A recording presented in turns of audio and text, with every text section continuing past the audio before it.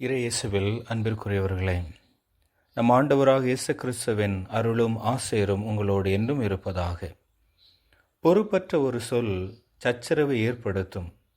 குரூரமான ஒரு சொல் ஒரு வாழ்வை சிதைக்கக்கூடும். ஒரு கசப்பான சொல் காழ்ப்புணர்வை ஏற்படுத்தலாம். ஒரு முரட்டுச் சொல் மரணத்தை உண்டாக்கலாம். ஒரு கருணையான சொல் பாதையை செப்பனிடலாம்.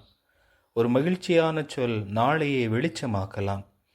ஒரு நேரத்திற்கு உகந்த சொல் இறுக்கத்தை தளர்த்தலாம்.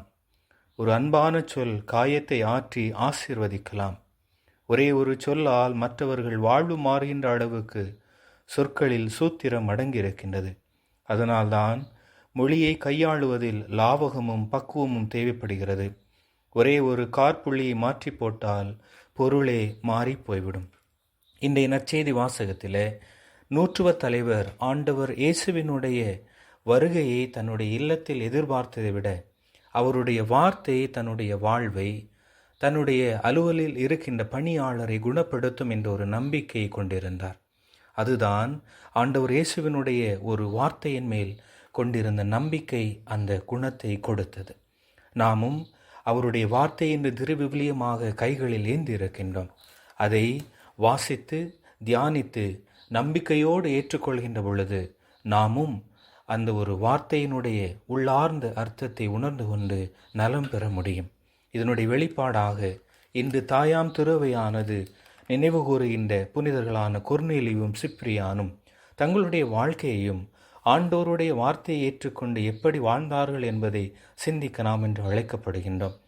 ஆபத்தான தப்பறைகள் தோன்றும் பொழுதெல்லாம் திருச்சபையை தூய ஆவியாரின் பெருந்துணை கொண்டு இருவிதமான பாதாளங்களையும் நீக்கி நேர்பாதையில் மக்களை வழிநடத்தி செல்கிறது என்பதை புனித கொர்னேலியுஸ் தன்னுடைய வாழ்வின் வழியாக வெளிப்படுத்துகிறார். திருச்சபையை உன் தாயாக ஏற்றுக்கொள்ளாவிடில் இறைவனை தந்தை என நீ தெரிந்து கொள்ள முடியாது. இறைவன் ஒருவரே, கிறிஸ்துவும் ஒருவரே, திருச்சபையும் ஒன்றேதான், விசுவாசம் ஒன்று.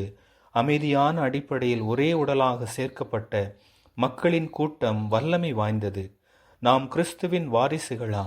அப்படியானால் கிறிஸ்துவின் அமைதியில் நிலைத்திருப்போம். கடவுளின் மக்களாயின் அமைதியை அன்பு செய்பவர்களாக நடந்து கொள்வோம் என்ற புனித சிப்ரியானின் வார்த்தைகளையும் வாழ்வாக்க நாம் என்று அழைக்கப்படுகின்றோம்.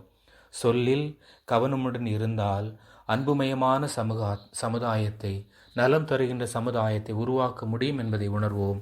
இறைவன் என்றும் நம்மோடு